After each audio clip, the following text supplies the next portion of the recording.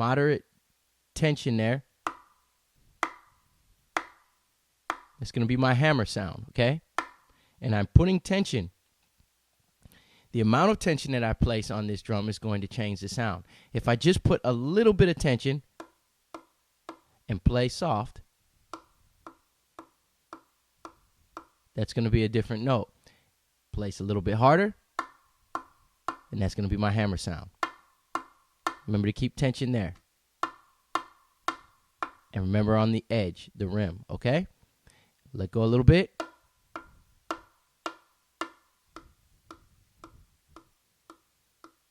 It's a different sound.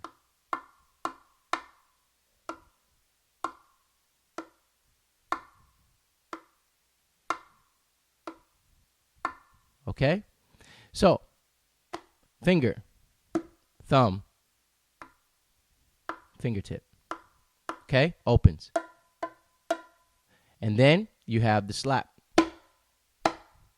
Now, you can do this like a conga, where you have a slight cupping motion, and your hands are digging towards the skin, and it's a sharp attack right towards the center. And you can also come down a little bit and allow your hand to do a quick whipping motion here, and right on the drum, it's not bouncing, okay? It's a different type of a slap there. It's a slap motion, but it's not as sharp as traditionally that. Now, with the macho, with the male head, the macho there, the slap doesn't have to be as cupped. It's very important that it's a quick whipping motion, and it stays. Don't let it bounce off the head there.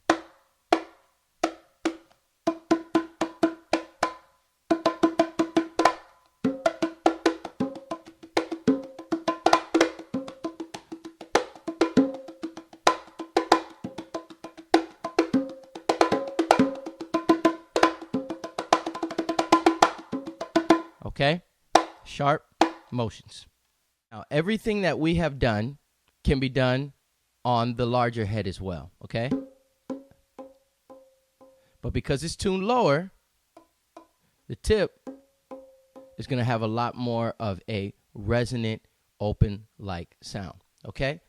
Now, as far as tuning is concerned, and also the way that I'm holding it is I'm holding up a little bit higher for the sake of teaching. I'm a little bit more on my toes here and my heels so that we can have everything right in your face right there in the camera angle, okay? So might be a little bit different, but for the most part, this is the way it is. And notice I'm holding up. The smaller head is slightly higher than the larger head, okay?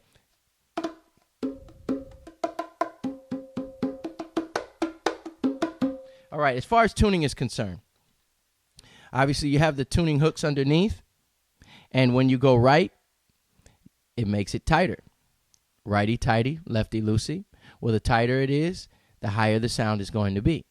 You want the smaller drum to be much higher than the lower drum.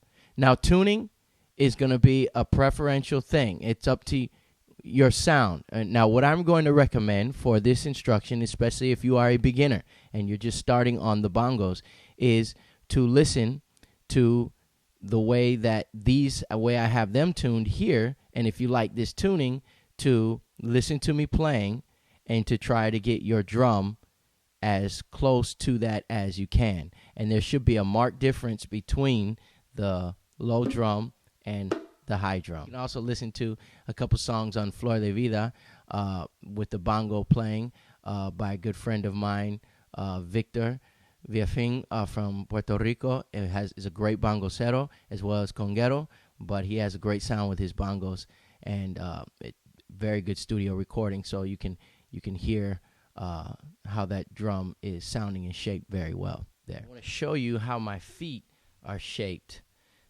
to get the most comfortable when you're playing for a while. Sometimes you might start out like this. Everyone's different. Notice I'm on my toe here. After playing for a long time, you get some stiffness in there. The right foot, where the lower drum is, it's kind of swung out like to the side there, and I'm kind of cupping with my calf muscle, the big drum. It might be kind of harder if you're smaller, and I'm a small guy, but if you're a smaller person in these drums, you get a little heavy after a while. So I do recommend getting a seated stand, okay, that's low and playing. Sometimes people, they starting or playing like this. You can do this. I'm not saying anything's wrong with that. I don't advise it. Number one, it's digging in your legs. Number two, just aesthetics. You could play like that if you want to. Nothing's wrong with that. But, I would advise to go ahead and get the stand and then set it down there, and then move it a little bit out to you, and it's a little more ergonomic. You're naturally, your hands are just resting, okay? All right, they're resting right there. So I recommend that, but that's how my legs are shaped to hold that drum, okay? All right, the martillo. I'm going to show you step by step and break it down exactly what I'm doing, okay? I'm going to start with the open, but you were just to begin this pattern, but it normally starts over here on the slow one, okay? So this is just for my own self and timing. Disregard what I'm doing over here, okay? Until we get there, until I highlight it. All right, so the first note is going to be thumb, then tip, okay? Finger, all right? And then after that, it's going to be tip, thumb, tip, finger, open, okay? And yes, open. Play that there. So thumb, tip, finger, tip, okay? And this tip is going to be actually open, okay? And then thumb, all right? Tip, finger, open. That's how you play the martillo, okay? Let me play it a few times very slowly, and you can play along with me, all right? Sorry, very slowly.